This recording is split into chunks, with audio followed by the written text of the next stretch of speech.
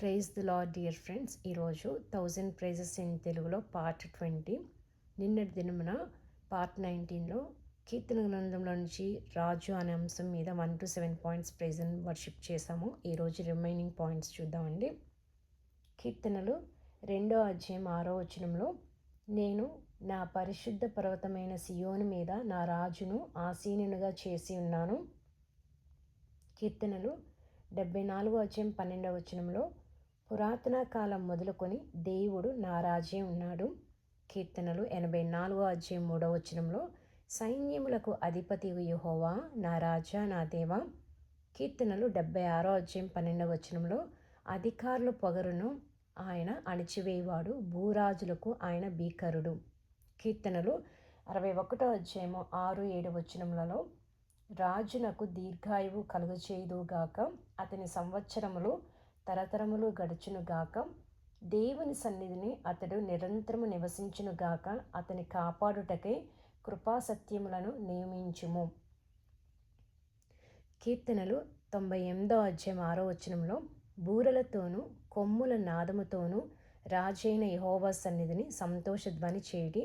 కీర్తనలు 72వ అధ్యాయం 11వ వచనంలో, రాజులందరూ అతనికి నమస్కారము చేయుదురు. కీర్తనలు 45వ అధ్యాయం 11వ వచనంలో, ఈ రాజు నీ ప్రభువు, అతడు నీ సౌందర్యమును కోరినవాడు, అతనికి నమస్కరించుము. కీర్తనలు 72వ అధ్యాయం 15వ వచనంలో, అతడు చిరంజీవి అగును, శేబ బంగారము అతనికి ఇయ్యబడును, అతని క్షేమమునకై జనులు నిత్యము ప్రార్థన చేయుదురు. ఈ అధ్యాయం బిగినింగ్లో రాజుని గురించి ఉంటుంది. కీర్తనలు 20వ అధ్యాయం 9వ వచనంలో, యెహోవా రక్షించుము, మేము మొరపెట్టినప్పుడు రాజు మాకు ఉత్తరమిచ్చును.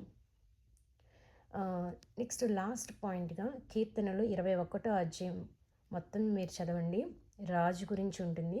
It's really wonderful praise and worship points కీర్తనలు 21వ అధ్యాయంలో మనం చూడగలుగుతాము. ప్రభువైన యేసుక్రీస్తునికి సమస్త మహిమ ఘనత ప్రభావం కలుగును గాక.